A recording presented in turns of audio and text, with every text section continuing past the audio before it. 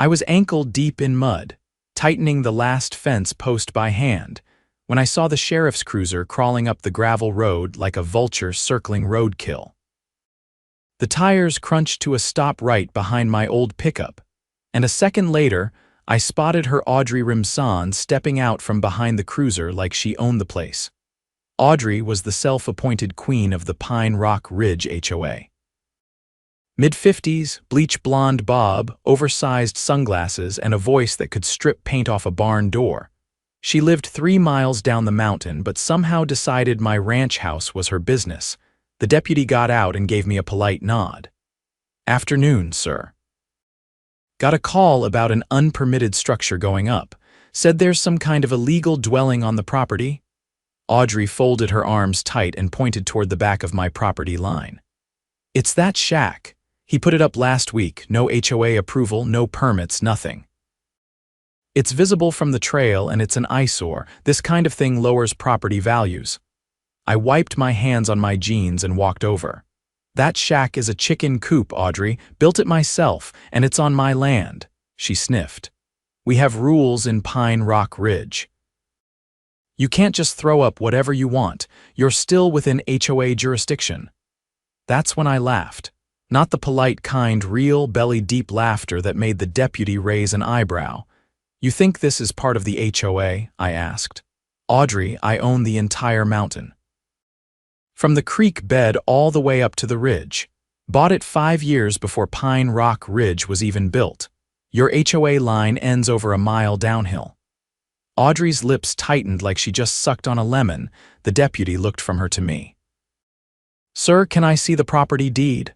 I reached into the back seat of my truck and pulled out a folder. "Gladly. Here's the deed, the survey, and the county map. You'll see this entire mountain, 370 acres, is mine. No HOA, no association, no covenants." Audrey leaned in, then her face went pale. "That can't be right. The board said the board's wrong," I cut in. "You're wasting the sheriff's time, Audrey, again." The deputy scanned the paperwork, nodded, and handed it back. "Everything checks out. This property isn't under HOA jurisdiction." Audrey sputtered. "But he built a structure. That's a code violation. Only if county code says so," the deputy replied. "And as far as I can see, this is private rural land, not in your purview." I looked her dead in the eye. "You step foot on my land again without a warrant or an invite, I'll have you trespassed. You're not above the law just because you chair a neighborhood newsletter." She turned on her heel, face red as a chili pepper, and stormed back to her Lexus parked just down the road. The deputy gave me a nod. "Sorry for the trouble, Mr. Rowan. Enjoy your mountain." "Oh, I will," I said, watching Audrey spin her tires in the dirt like an angry teenager, but I knew Audrey wasn't finished. Women like her never back off after one loss. And sure enough, 2 days later, I found a certified letter taped to my gate, an official HOA notice claiming I owed back dues for shared amenities and neighborhood maintenance. That was her mistake, because I wasn't just a rancher. I was also a former land use attorney. The envelope was heavy, cream-colored with an embossed logo that looked like it belonged to a luxury resort, not a suburban HOA. I unfolded the letter slowly, even though I already knew what it was. Audrey didn't know when to quit, and this was her next move. A formal demand for dues she had no right to collect. The wording was dense with legal fluff: communal infrastructure, shared vista maintenance, fire mitigation cost sharing. All nonsense. Her committee had no jurisdiction here. No easements, no agreements, not even a handshake between us.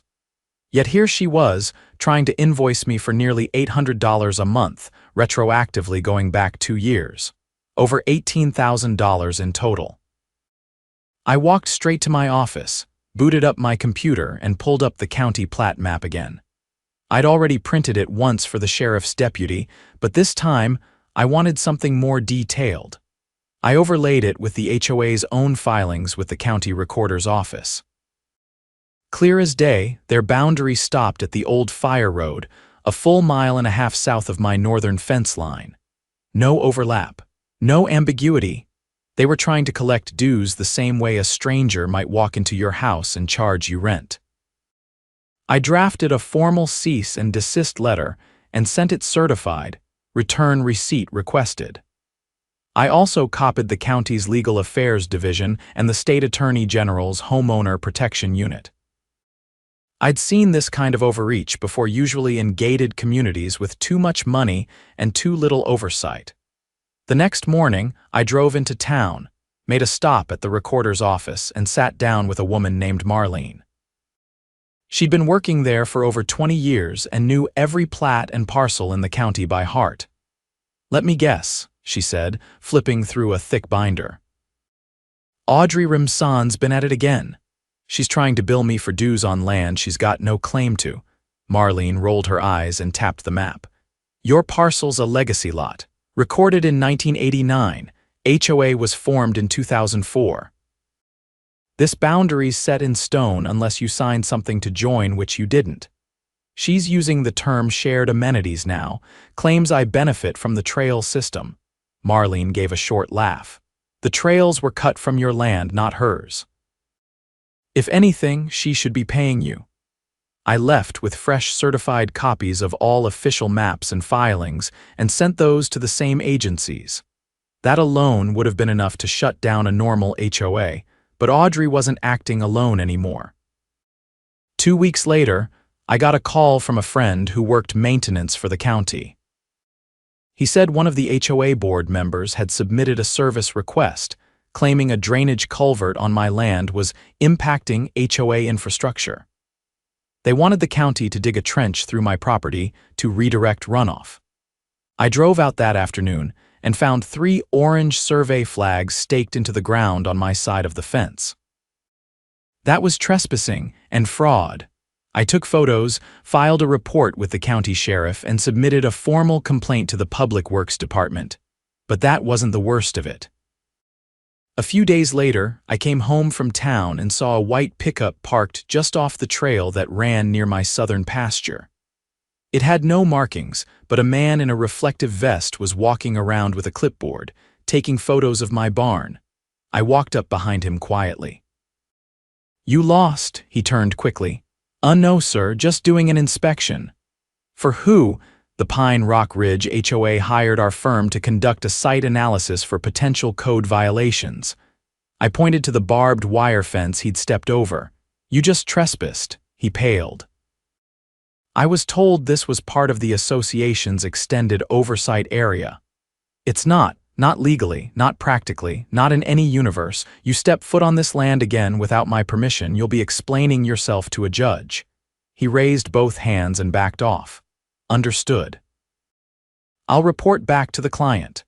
Later that night, I sent an email to the Board of Professional Surveyors and Engineers with a detailed complaint against the firm.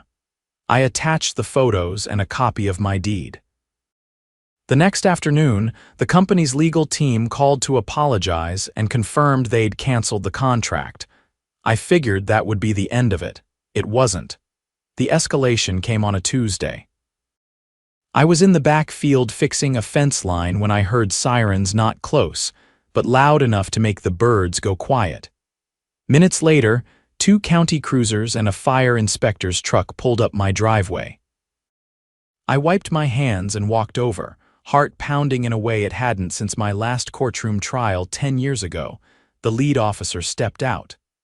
"Mr. Rowan, we received a report of hazardous materials being stored in unsafe conditions on your property. Fire risk. We're here to conduct an inspection." I stared at him. "Hazardous materials, anonymous tip." I nodded slowly. "You'll need a warrant for that." He hesitated. "It's a safety matter. If there's a credible risk." "You don't have a warrant," I said, "and I'm telling you there's no risk. My fuel is stored in a locked shed in certified containers, and I've got proof of annual inspections. You try to enter without paperwork, you'll be facing a civil suit." The fire inspector stepped forward. "Mr. Rowan, if you're not hiding anything, I'm not," I said. "Which is why I've already got cameras documenting every inch of this property, including the ones that caught 2 HOA board members placing what looked like oily rags near my south fence 3 nights ago." The silence that followed was heavy. "Wait here," the officer said, turning to confer with his partner. I walked back to the house, pulled the footage from my security system, and returned with a flash drive. I handed it over. Time stamped. Night vision clear as day. They crossed onto my property, placed flammable material near my fence, then left. That tip you got. It was a setup. And now you're holding evidence of attempted arson. The fire inspector paled. By that evening, the sheriff's department had launched a formal investigation. They took statements, pulled surveillance footage, and began interviewing residents of the HOA. I wasn't told the details, but I didn't need to be. Word spread fast in towns like ours. The next morning, I got a call from a local journalist. Then another from a city councilman who wanted to know what was going on with the HOA up in Pine Rock Ridge. By the end of the week, the story had made the front page of the county paper. Homeowner claims HOA planted fire hazard, sheriff investigating. Audrey tried to spin it, of course. Claimed it was a misunderstanding, volunteers cleaning up debris that accidentally crossed onto my land. But the video told a different story. The board members weren't carrying trash bags. They were wearing gloves, moving with purpose, looking over their shoulders like they knew exactly what they were doing. A week later, the sheriff's department filed charges, not just trespassing, conspiracy to commit property damage, attempted insurance fraud, and interference with a public official via false reporting. Audrey wasn't arrested immediately, but her influence evaporated overnight. Board members resigned. Residents demanded an emergency meeting. And for the first time since she'd declared herself queen of the mountain, Audrey Rimson had to look her neighbors in the eye and explain why she'd targeted a man who'd simply wanted to be left alone. But I wasn't done yet. Because now that the legal wheels were turning, I was going to make sure that HOA never threatened another homeowner again. The emergency HOA meeting took place in their usual clubhouse, a faux rustic building with cedar siding and a parking lot full of luxury SUVs. I didn't go, but I didn't need to. Half the town did, and by morning, I had 6 voicemails from residents I barely knew. Apparently, Audrey had tried to pivot. Claimed she was misled by faulty property maps and false assurances from a former board member who'd since moved out of state. But no one was buying it. The video of her board members trespassing and planting materials near my fence had been leaked. Someone uploaded it to the town's Facebook group. Over 400 comments, most of them furious. I spent the next few days filing paperwork formal complaints to the state HOA Oversight Division, a civil claim for harassment and damages, and a lien warning against the HOA for unauthorized use of my land. I wasn't looking for a payout. I just wanted it on record that their overreach had legal consequences. Then, just as things were settling, I got a call from an old friend, Detective Darren Lacey. We'd gone to college together back in the day before he moved into law enforcement and I into land law. Darren had been following the case quietly from the sheriff's side. "Rowan, you got a minute? Always. What's going on?" Got a hit on one of the phones we confiscated. Belonged to that board member, Trevor Massey. The guy with the gloves. Yeah, he had some messages saved. Looks like Audrey told him to bring something flammable, preferably oily, her words. We also found a voice memo where she said, "We'll never prove he's storing anything illegal unless we give them a reason to look." I didn't speak for a full 5 seconds. The air in my office felt suddenly heavy. "Tell me you're charging her." DA's office is reviewing it now. Conspiracy to commit arson, criminal solicitation, malicious mischief. It's a lot more serious than HOA fines and property disputes now. What about the HOA itself? Different beast. We can't prosecute an entity the same way, but the civil side's another story. You file a suit, and with this kind of evidence, you'll have the leverage to do some real damage. "I'm not interested in damage," I said. "I'm interested in cleaning house." And that's when the idea started to take shape. I spent the next 10 days doing research, deep research. I pulled every HOA bylaw, every amendment, every ballot measure they'd passed in the last decade. Most of it was dry as toast: budget reallocations, landscaping policies, pool hours. But tucked into an appendix was something different, a clause about board member eligibility. According to their own rules, any board member under active criminal investigation for offenses involving property or safety violations was to be suspended pending the outcome. Not removed, just suspended. But here's the kicker. If more than 3 members were suspended at once, the HOA charter triggered an emergency reorganization, opening the floor to any property owner even from adjacent parcels. And that's where things got interesting. Because Audrey and 5 of her board members were now under investigation. That meant, under their own bylaws, the board was effectively dissolved. And their rules didn't explicitly require new candidates to reside within the HOA boundary, only that they own property in the vicinity. I didn't just own property in the vicinity, I owned every square foot above their northern border, so I filed a petition to be added to the emergency ballot. Audrey tried to block it, of course, filed a motion with the HOA's attorney claiming I didn't qualify, but the clause was airtight. Their own lawyer admitted in an internal memo I got from a sympathetic resident that denying my candidacy could be seen as violating the HOA's own governance charter. The vote was scheduled for the following Thursday in the clubhouse. I showed up in my work boots and flannel shirt, looking every bit the mountain man they'd tried to villainize. Audrey wasn't there. She'd been advised to keep a low profile while her charges were pending. Only a few diehards still clung to her vision, most of them silent during the meeting. The rest. They were ready for change. I started my speech standing by the snack table, one hand on a folding chair. I didn't ask for any of this, I said. I didn't ask to be dragged into HOA politics, or to have my property boundaries questioned, or to be accused of crimes I didn't commit. But I'm here now, and I'm telling you this HOA has lost its way. It was supposed to protect property values and promote community. Instead, it became a tool for control, intimidation, even sabotage. You all saw the footage, you know what happened. A few people nodded. One woman in the back crossed her arms and muttered something under her breath. I kept going. I'm not here to micromanage your flower beds or tell you what color your shutters should be. I'm here to write new rules, transparent ones. I'll push for term limits. Budget disclosures. A third-party audit of every dollar spent in the last 5 years, and I'll make sure no one ever uses this HOA to bully a neighbor again. They voted by paper ballot. Took less than 20 minutes to count. I won by a landslide. 2 days later, I was sworn in as interim chair of the Pine Rock Ridge HOA, a title I never wanted but now wore like armor. First thing I did. Freeze all discretionary funds until the audit was complete. Second, fire the HOA's legal firm. They'd enabled too many of Audrey's schemes for too long.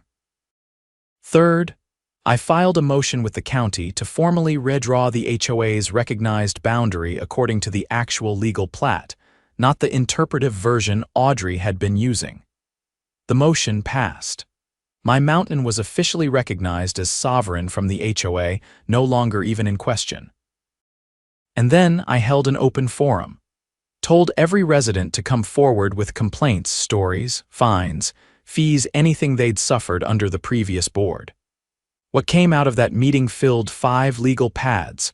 One man had been fined $900 because his truck had a faded bumper sticker. Another woman was threatened with foreclosure because her solar panels weren't aesthetic. A retired couple had been coerced into paying for a new retaining wall that only benefited Audrey's lot. I compiled everything, turned it into a formal class action referral. The state attorney general's office accepted it. Audrey's charges were upgraded to include retaliatory enforcement and abuse of fiduciary duty. Her assets were frozen pending the investigation. A grand jury was convened. I never saw her again after that. The mountain got quiet, peaceful. The way it used to be. The trails stayed open, the gates stayed unlocked, and the HOA started working for the people again, not against them. I was asked to stay on permanently. I declined, but I did keep one thing: a new sign at the bottom of my driveway. Big, bold letters carved into oak. Private property not part of HOA trespassers will be educated, and beneath it, in smaller print, land is owned by someone who reads the fine print. Proceed accordingly. 3 months had passed since I'd turned the HOA inside out and walked away from its leadership with all the grace of a man who knew when to leave a burning barn. I figured I was done with Pine Rock Ridge. Let the new board handle the cleanup. They seemed decent enough, quiet, tired of drama. I was ready to go back to fence posts and livestock, the kind of peace that doesn't need meetings or agendas. Then came the subpoena. It arrived in a plain envelope, hand-delivered by a process server who looked like he'd rather be anywhere else. I opened it on the tailgate of my truck. Inside, a summons to testify before the state grand jury as a key witness in the case of State vs. Audrey Rimson. The charges had evolved, not just property fraud or conspiracy.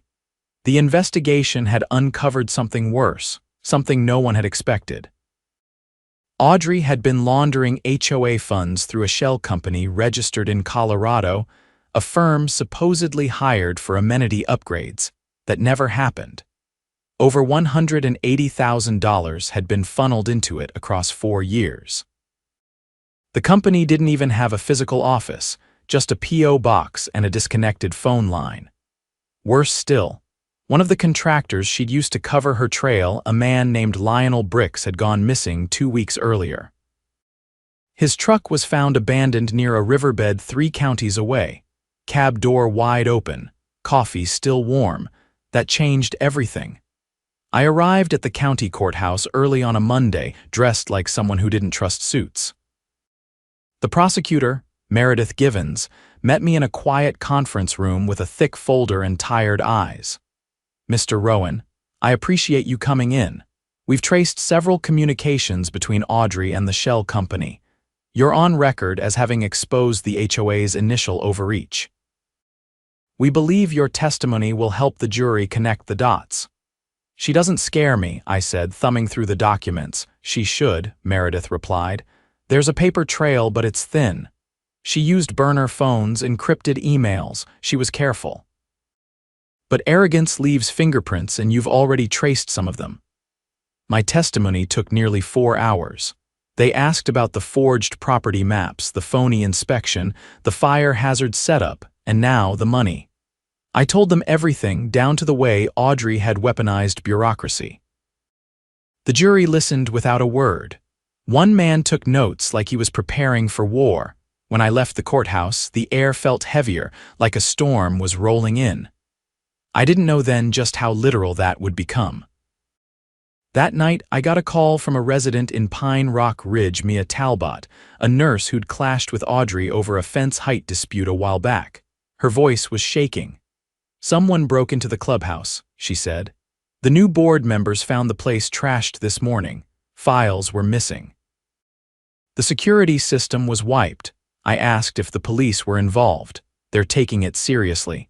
They think it was an inside job, but the timing day after your testimony, it's not a coincidence."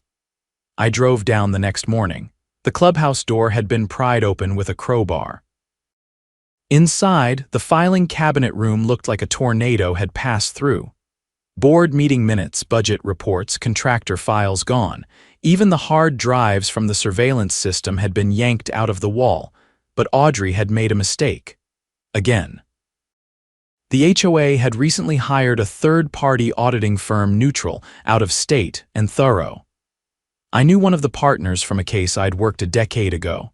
I called her personally, asked if they'd backed up any of the records off-site. "Every document we scanned was uploaded to our secure cloud," she said. "You think someone tried to erase evidence?" "They didn't try," I said. "They just didn't know you had it first." With that confirmation, I drove straight back to the courthouse and handed the prosecutor a thumb drive with everything: itemized statements, invoice trails, emails linked to the shell company. Meredith's eyes lit up like someone had handed her a winning lottery ticket. "This is the nail," she said. "They'll indict within the week." And they did. Audrey was arrested at a boutique spa 2 towns over, mid-facial, according to the deputy who made the grab. Her mugshot made the front page of the county news draped in a towel, cucumber slices still stuck to her neck. It wasn't just satisfying, it was poetic. The trial took 8 days. I sat in the gallery for most of it, not because I needed to be there, but because I wanted to see justice land in real time. The prosecution laid out the entire scheme: the fraudulent assessments, the dummy contracts, the intimidation tactics, and finally, the wire transfers to the shell company. Audrey's defense tried to paint her as a misguided civic leader who'd relied on bad advice. But the jury didn't buy it. Especially not after Meredith played a voicemail Audrey had left for one of her co-conspirators. If we don't push back hard, we lose the mountain. And if we lose the mountain, the whole neighborhood starts asking questions. We can't afford that. The jury took less than 2 hours to return a verdict, guilty on all counts. Audrey was sentenced to 12 years without parole. The judge called her a predator disguised as a public servant and ordered restitution to every resident who'd been illegally fined or coerced. The HOA's insurance premiums skyrocketed. They'd be paying for her crimes for years. But that wasn't the end. With Audrey gone, the new board moved fast. They passed a resolution to disband the HOA within 2 years, phasing out all mandatory dues, refunding illegal assessments, and turning over maintenance responsibilities to the county. Residents rejoiced. Flags went up. Lawn parties replaced board meetings. The neighborhood relaxed for the first time in over a decade. As for me, I finally got my quiet back. I built a new barn, added a small greenhouse, and adopted 2 rescue dogs who'd been dumped near the trail one winter night. I named them Vito and Injunction. They kept watch over the ridge like sentries, tails always wagging. One afternoon, while repairing a gatepost near the trail, a young couple from down the slope walked by. They paused, looking up at the carved oak sign at the end of my driveway. The man chuckled. "I heard about all that," he said. "You really took on the HOA," I nodded without looking up. "I didn't start it, but I sure finished it." The woman tilted her head. "You ever think about running for something bigger? City council, county supervisor?" I stood, leaning on the post hole digger. "Nope. I prefer land that doesn't argue back." They laughed and moved on. As the sun dipped behind the ridge, I walked back to the house, the dogs running ahead. The air smelled like pine and dust and freedom. No more letters taped to my gate. No more phony inspections. No more power-hungry paper tyrants pretending they owned what they didn't. The mountain was mine. And now, everyone knew it.